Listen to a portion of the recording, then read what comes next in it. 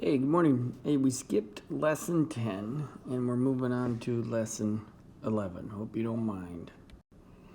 So today you're talking about making change up to $1. So when you get money back from a cashier, how do they calculate? A lot of times their cash register is telling them how much money, but you can actually calculate that even faster than they can if you use this count up strategy. So count up is really very much like add-on max. If you think of solving subtraction like problems with addition.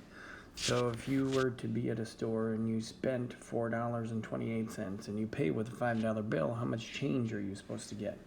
So that 28, you would add 2 cents to get to 30. Then you would add another 20 cents to get to 50, and then you would add another 50 cents to get to $5. So you're looking at 50, 60, 72 cents. So 50, 60, 70, 71, 72 cents. So it ends up kind of nice. So number one, Fernando paid $1.39 for a bottle of juice.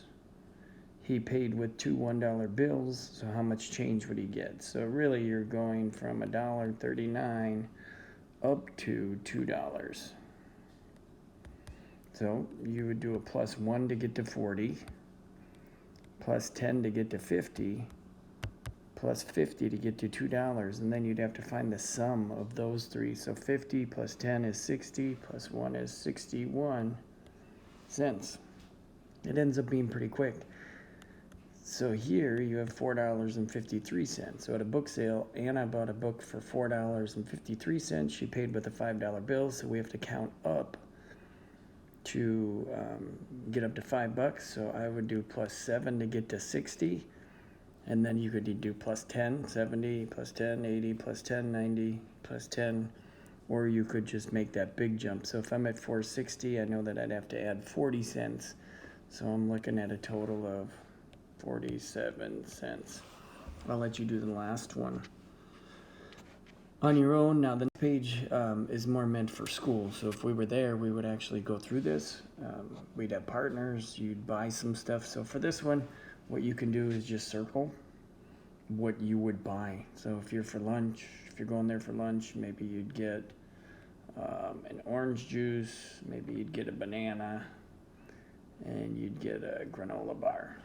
So with this one, if you add, the shopkeeper counts on to find the change. So you'd have to first figure out what you spend. Plus 95. I should have probably actually done this smarter. So I could do 95 plus 5 is $1. So if I take 5 off of that 12, I'm left with $1.07. So it looks like 207, 207, plus the 72 cents for banana. So 279.